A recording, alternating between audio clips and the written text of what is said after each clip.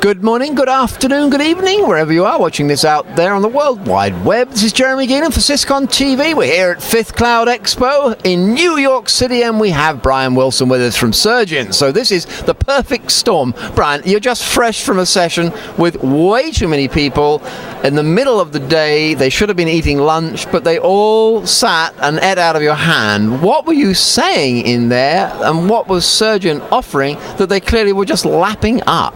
Well, we were actually very pleased to talk about our deploying a private cloud in 30 days, Jeremy.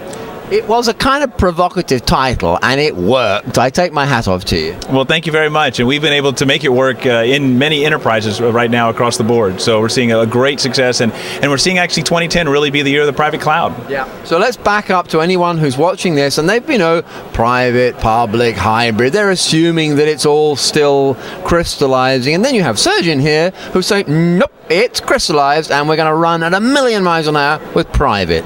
Who made that decision? When did you make it, and why? Oh, that's a great question. We take a look at lab automation technology and cloud automation technology very early on. We were doing lab automation back 2003, 2002 timeframe, and what we came to realize is that the market wasn't quite ready at that point. And we've seen it crystallize just in the last probably 24 to 30 months. And folks really have a lot of infrastructure that's underutilized. They need to better leverage that for the strategic objectives of their IT organization. And that right there screams private cloud.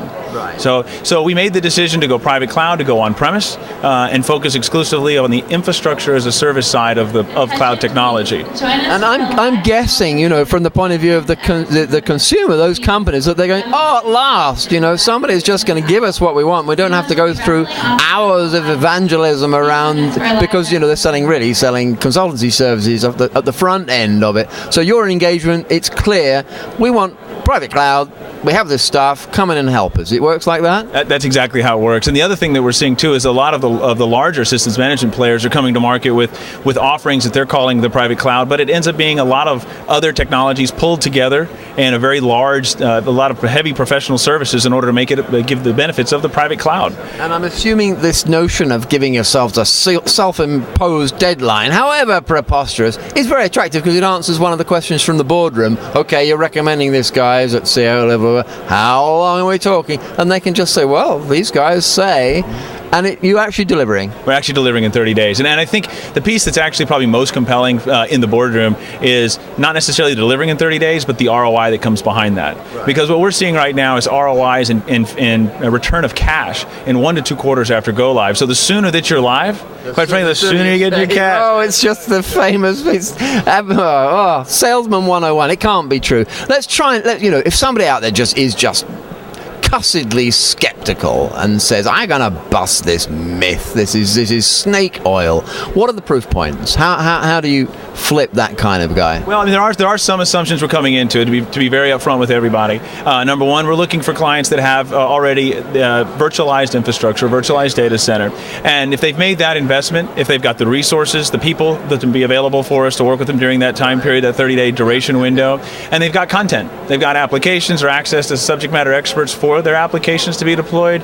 then almost every single time we're actually going live in 30 days. Right. Now there are scenarios certainly where that goes longer. We help consult on the infrastructure and the like for much larger deployments, but for just about every single deployment, we're live in 30 days.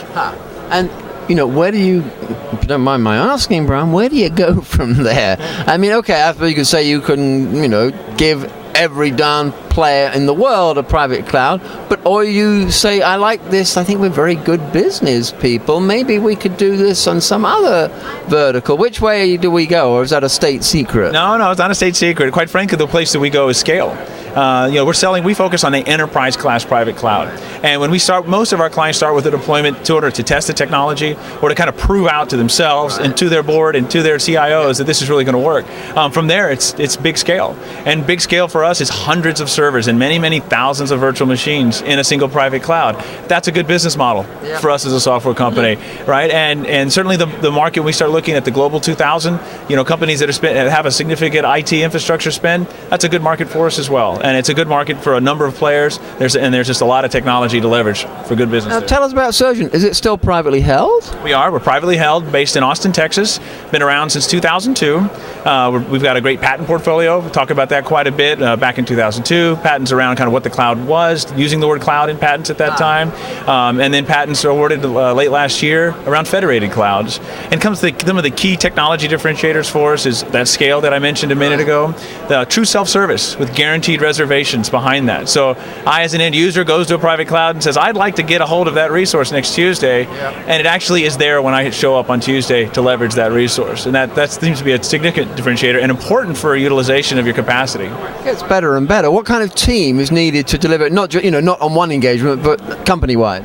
So company-wide, we're a technology-centric company, and so we've got a very strong set of developers, past enterprise-class software developers, a lot of past Tivoli personnel on team. My services team, 75% of them are VMware certified. We actually are very pleased to have a vExpert, one of the specialized, anointed, non-VMware employees by VMware, of people that have contributed to the body of knowledge on the team. And so just deep in virtualization, been doing this a very long time. We were one of the first ESX beta testers back in 2002, 2003. So we just have a long pedigree in virtualization, lab automation, and helping optimize IT.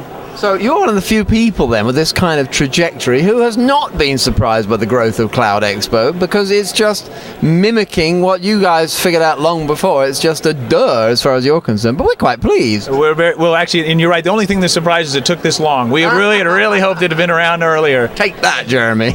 Well, we did our best. That's right. No, it's been great. It's been a wonderful conference, and the attendance here has been wonderful. The kinds of people that are here have been great. We've really enjoyed the conversations. What kind of people? What makes you say that? Obviously, in your end, because it helps drive the business. But let's just unpack that. What kind of people? We're actually seeing decision makers, and that's for us is the key difference. At some of the other conferences, we'll see a lot of technologists and a lot of folks that are actually going to be doing the implementation work, and that's important to reach those people and help them understand the technology. But as a small software company, we're interested in conversations with decision makers and folks that are going to actually have infrastructure. And the other interesting part is the people that are coming by our booth have an idea of the requirements of what they're looking for.